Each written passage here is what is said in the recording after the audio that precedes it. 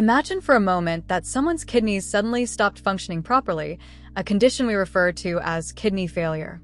When this happens, several serious consequences begin to unfold within the body.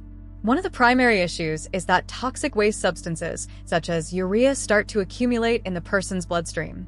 In addition, their body becomes incapable of effectively regulating the levels of water and dissolved ions like sodium and potassium in the blood, which are essential for normal cellular operations and overall homeostasis. Because of this failure to maintain proper balance and eliminate toxins, the person would very quickly become extremely unwell, and if the situation remains untreated, it could even result in death. In cases of mild kidney disease, medications might be sufficient to manage symptoms and maintain function, but in full-blown kidney failure, the only available treatments are either dialysis or undergoing a kidney transplant.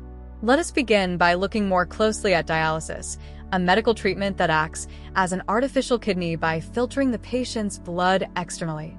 Even if the patient's natural kidneys are no longer functioning correctly, a dialysis machine can still clean the blood by removing excess waste products, water, and other unwanted substances. For clarity, we can consider a simplified diagram to understand the dialysis process. After a nurse connects the patient's circulatory system to the dialysis machine, the patient's blood begins to flow into the machine, circulates through a filtering system, and then returns to the patient's body.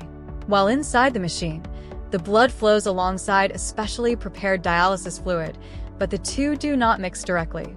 Instead, they're separated by a semi-permeable membrane that allows only small molecules like water, glucose, ions, and urea to pass through. Larger particles such as blood cells and proteins are too big to cross the membrane and remain in the blood. The key feature of the dialysis fluid is that it is carefully formulated to mimic the composition of healthy blood. This means it contains ideal concentrations of glucose, amino acids, and useful ions, but it has no urea because healthy blood does not contain urea. This setup creates a concentration gradient. So if the patient's blood has too much of a particular substance, such as excess ions, water, or urea, those molecules will naturally diffuse across the membrane into the dialysis fluid. However, to avoid equilibrium, where the blood and dialysis fluid would eventually have equal concentrations and diffusion would stop, the dialysis fluid is constantly replaced. New fluid is pumped into the machine from below, while used fluid is removed from above. This continuous flow ensures that a concentration gradient is always maintained, allowing unwanted materials to diffuse out of the blood and keeping the process efficient. To summarize, as the patient's blood passes through the dialysis machine, it is stripped of all excess or harmful substances like urea, surplus amino acids, and unneeded ions, and it returns to the body significantly cleaner. Despite its effectiveness, dialysis is not without drawbacks. It is a time-intensive and demanding process. Patients typically need to visit a hospital or clinic 3 to 4 times a week, and each dialysis session can last between 3 and 4 hours. The experience can be uncomfortable and carries medical risks such as developing blood clots or acquiring infections due to repeated needle insertions and blood circulation outside the body.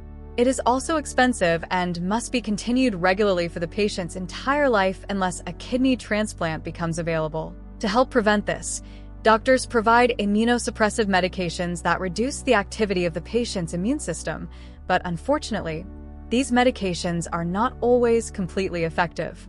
In conclusion, while kidney transplants generally offer a better long-term solution than dialysis and are significantly less expensive in the long run, there are not enough donated organs available to meet the demand.